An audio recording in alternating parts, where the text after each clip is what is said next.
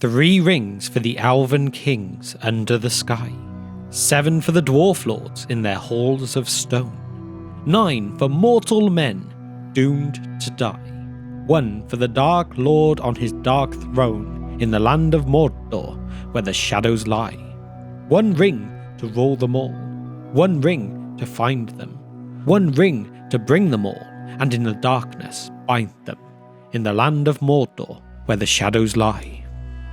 Hello and welcome to The Broken Sword. Today we are discussing the One Ring and we'll look at its powers and the purpose behind all of the Rings of Power.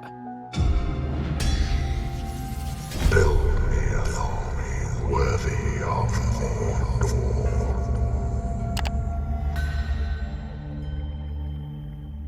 I hope you are all doing very well today. I would love it if you please considered subscribing to the channel to stay up to date with all our Tolkien and Middle-earth content. In this video we're looking at the making of the One Ring and the other Rings of Power, their powers and purpose, and trying to understand what Sauron intended and really what went wrong.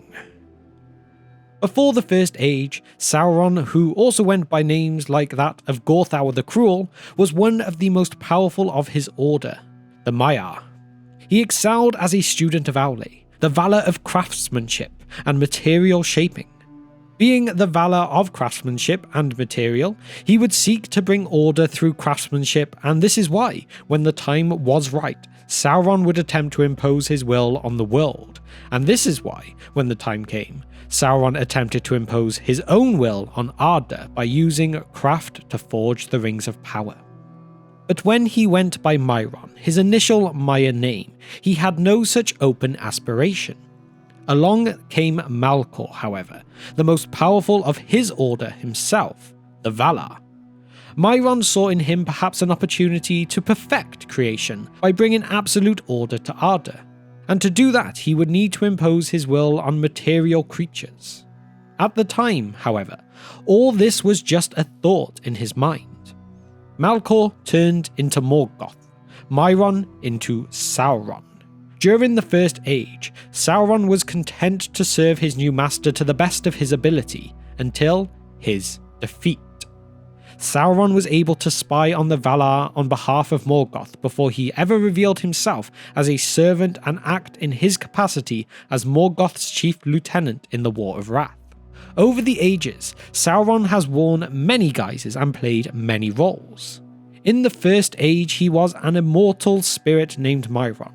As an active lieutenant of Morgoth, Sauron would participate in the Wars of Beleriand. His own story would only come to center stage after Morgoth had his feet hewn from under him and he was hurled upon his face. The Silmarils were then removed from his crown and he was cast through the door of night into the void.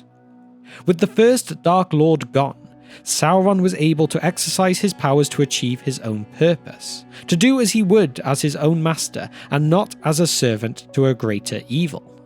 After Morgoth was defeated and expelled from Middle-earth, Sauron feigned repentance, though he never faced the Valar. He began work on the fortress of Barad-dûr in the lands of Mordor in the year 1000 of the Second Age. He called himself then Annatar, Lord of Gifts, and in this fair guise that he now took, he introduced himself to the elves of Middle-earth, and offered his wisdom and his lore, claiming to be an emissary of the Valar. He was barred entry into Lindon as Gil-galad and Elrond sensed something amiss, but were not certain to his intentions. Turned away at Lindon, he travelled to the elven lands of Eregion, ruled by Celebrimbor. As one of the Maiar, an immortal being who existed before the making of the world, there was much to learn from Sauron, and the elves would benefit from this friendship in the beginning. But elsewhere, the elves received him gladly, and few among them hearkened to the messengers from Lindon bidding them beware. For Sauron took to himself the name of Annatar, the Lord of Gifts, and they had at first much profit from his friendship. And he said to them, Alas, for the weakness of the great, for the mighty king is Gil-galad, and wise in all lore is Master Elrond, and yet they will not aid me in my labours. Can it be that they do not desire to see other lands become as blissful as their own? But wherefore should Middle-earth remain forever desolate and dark, whereas the elves could make it as fair as Eresia, nay, even as Valinor? And since they have not returned thither, as you might, I perceive that you love this Middle-earth, as do I. Is it not then our task to labour together for its enrichment, and for the raising of all elven kindreds that wander here untaught to the height of that power and knowledge which those have who are beyond the sea? Sauron convinced Celebrimbor of his honour and good-natured intentions, and through him they learned the art of forging rings of power. They made a number of lesser rings, and when their power and their lore were increased, they forged the great rings of power with Sauron. 7 for the dwarves, and 9 for mortal kings. But they would make 3 rings of their own, for the elves to focus their own powers and to protect their own realms. The forging of the One Ring and completion of Barad-dûr would then take place around the year 1600 of the Second Age, and Sauron would reveal himself unintentionally. But how was Sauron able to convince someone as wise and as honourable as Celebrimbor to participate? Tolkien gives us an answer in a long letter to a Milton Waldman, which had the original purpose of explaining the connection of the Silmarillion to The Hobbit and The Lord of the Rings. However, we do get on to this point. But many of the elves listened to Sauron. He was still fair in that early time, and his motives and those of the elves seemed to go partly together. The healing of the desolate lands. Sauron found their weak point in suggesting that, helping one another, they could make Western Middle-earth as beautiful as Valinor. It was really a veiled attack on the gods, an incitement to try and make a separate independent paradise. Gil-galad repulsed all such overtures, as also did Elrond. But at Eregion, great work began, and the elves came to their nearest to falling to magic and machinery. With the aid of Sauron's lore, they made rings of power. This brings us to another question, that being what could such rings offer the elves? They were immortal and wise, learned in the arts and laws, and held counsel with the greatest powers in the world. In that same letter, Tolkien further explains the power of the ring and of all rings in his Legendarium. The chief power of all the rings alike was the prevention or showing of decay, i.e.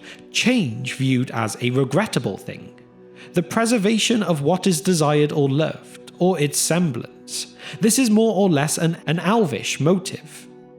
But also they enhanced the natural powers of the possessor, thus approaching magic, a motive easily corruptible into evil, a lust for domination. And finally, they had other powers more directly derived from Sauron. The Necromancer, so he is called as he casts a fleeting shadow and presage on the pages of The Hobbit, such as rendering invisible the material body and making things of the invisible world visible. The elves had no intention of using the rings as a way to dominate others, only to preserve their lands and peoples. They had no intention to harm or enslave the peoples of Middle-earth, which is what we are told from the same letter when Tolkien describes the rings made without the influence of Sauron. The elves of Eregion made 3 supremely beautiful and powerful rings, almost solely of their own imagination and directed to the preservation of beauty. They did not confer invisibility. But secretly, in the subterranean fire, in his own Black Land, Sauron made One Ring, the ruling ring that contained the powers of all the others, and controlled them, so that its wearer could see the thoughts of all those that used the lesser rings, could govern all that they did, and in the end could utterly enslave them. He reckoned, however, without the wisdom and subtle perceptions of the elves. The moment he assumed the One, they were aware of it, and of his secret purpose, and were afraid. They hid the 3 rings, so that not even Sauron ever discovered where they were, and they remained unsullied. The others they tried to destroy. Sauron's intention was to forge the rings and pass them to the highest-ranking lords of each race to inhabit Middle-earth. His endgame was that, when they put on the rings, he would be able to see their thoughts and control them as thralls. the way he would corrupt and deform the human kings, turning them into the Ringwraiths, the Nazgul, servants of his will. This was his goal with every ring, that of domination and control. His plan was a partial success. Its powers were unique and numerous. It sharpened one's sight in the dark and amplified one's hearing so much so that when Samwise Gamgee put on the ring, his hearing was so refined he was unable to properly estimate the distance.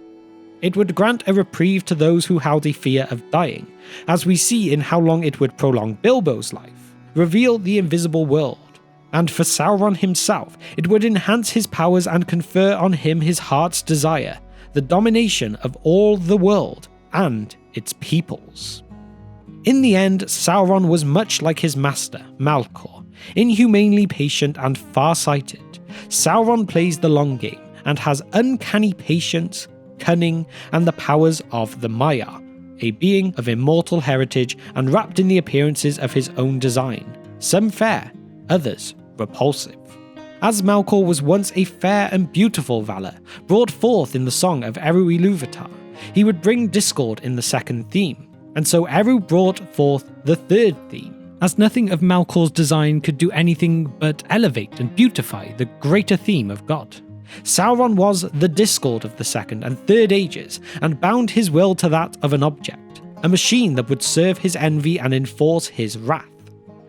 The singularity of Sauron's ring is the author's way of distinguishing it from others, like his famous Silmarils, as the Elven rings did much good in their worlds and established the wearers in their domain, such as Galadriel in Lothlorien and Elrond at Rivendell. But their rings of power were pure, without the tinge of evil, and was such a beautiful and honourable creation of the great Celebrimbor, whom we must hold innocent in his participation with Sauron, as he was not the first or the last good character to be deceived and corrupted by the whispers and cunning of a rogue angel like that of Sauron.